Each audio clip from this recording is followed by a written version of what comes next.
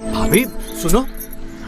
छोड़ो ना, कोई क्या कर रहे हो? अगर कोई देख लेगा ना तो हमारी पोल जल्दी ही खुल जाएगी। हेलो गाइस, स्वागत है कोई नई वीडियो में। तो आज अगर आप लोगों ने इसका पार्ट 1 नहीं देखा है तो जाके मेरे चैनल पर देख लीजिए। तो अब यहाँ कहानी शुरू होती है और यहाँ भानु के पापा घर आते हैं और बताते हैं कि रोहित की दादी की मौत हो गई है। बाबूजी आप तो बीमार हैं और आपका तो अपॉइंटमेंट भी है और माँ आपके घुटनों में तो दर्द रहता है। एक काम करते हैं, मैं और भानु चले जाते हैं। इसकी सास बोलती हाँ ये सही रहेगा। अभी भानु को ये लोग अगले दिन गाँव के लिए निकल जाते हैं। अब पहुंचने पर अब यहाँ रोहित इनको लेने आया था। ये लोग मिलते मिलते हैं। फिर रोहित रिक्शा बुलाता है और यहाँ इसने अपनी भाभी के ऊपर पहला चांस मारा। ये उन्हें रिक्शे में बैठाने के बहाने से उनकी कमर को छुए जा रहा था और छू रहा था। अब घर पे ये लोग सबसे मिलते हैं, रोना धोना होता है और फिर रोहित इनको इनका कमरा दिखाता है।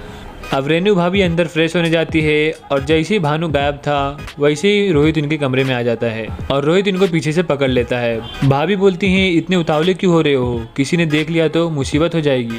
तभी बाहर से भानु भैया की आवाज़ आती है और रोहित बोलता है अरे यार ये भैया भी हमेशा गलत टाइम पे आ जाते हैं।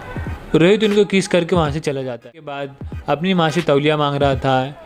इसकी माँ रेनू को बोलती है कि बहू इसको तौली दे दो।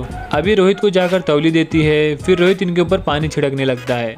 फिर भाभी भी शुरू हो जाती है और ये दोनों फिर एक दूसरे के साथ पानी से ही खेलने लगते हैं और ये सब खड़े होकर सबकी निगाहों से देख रहे थे हमारे भानु भैया। अब भाभी अंदर आती है, भानु शुरू होता है लेकिन तभी चेयर गिर जाती है और रोमांस का मूड खराब हो जाता है और दोनों का रोमांस रुक जाता है वहीं पे।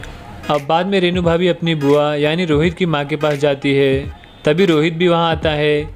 इसकी माँ बातों ही बातों में रेनू को बोलती है कि बस रोहित के लिए एक अच्छी लड़की मिल जाए, तुम्हारे जैसी होगी तो बहुत सही रहेगा, तुम तो कितनी संस्कारी हो। रोहित बोलता है ढूंढने की क्या ज़रूरत है, बाजू में ही है। तो भाभी कुछ दिनों के लिए तो रुक ही जाएंगे यहाँ पे। इसकी माँ बोलती है कहाँ, ये शहर के लोग यहाँ कैसे रुक पाएंगे। अब भानु भैया आते हैं, वो भी थोड़ा बहुत बातें करते हैं। अब भाभी और उसकी बुआ दोनों। फिर उसके बाद रोहित भानु फूफा जी खाना खाते हैं। अब खाना खाने के बाद रोहित यहाँ हाथ धो रहा था तो भाभी भी हाथ धोने आई थी। रोहित यहाँ वहाँ नज़र फेरता है और उसे कोई नहीं दिखाई देता है तो ये फिर से भाभी को छूने होने लगता है। भाभी बोलती है कोई देख लेगा।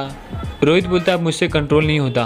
तभी भाभी फिसलती है और रोहित उन्हें फुल फिल्मी अंदाज में पकड़ लेता है और तभी अचानक से भानु भैया आ जाते हैं और बोलते हैं देख के अभी तुम गिर जाती तो वो तो अच्छा हुआ रोहित ने तुम्हें पकड़ लिया।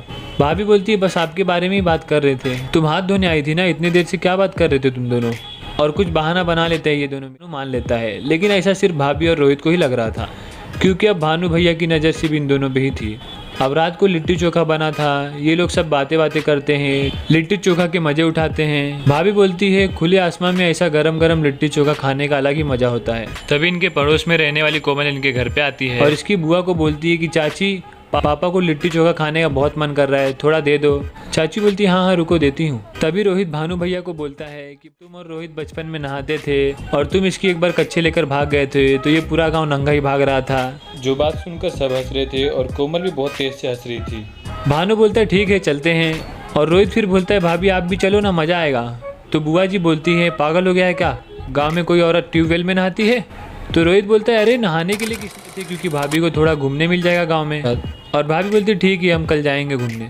अब रात को तो भाभी जी फुल रोमांटिक मूड में थी लेकिन भानु बस इन दोनों के बारे में ही सोचे जा रहा था। इस वजह से वो भाभी के साथ सेक्स भी नहीं करता। तो रेनू भाभी जी बोलती हैं तुम 2-3 महीने से ऐसे ही कर रहे हो। भानु बोलता है बस थक गए थे और वहीं हो जाता है ये एपिसोड खत्म। तो इसी के साथ वीडियो खत्म होता है। वीडियो पसंद आई तो प्लीज़ वीडियो को लाइक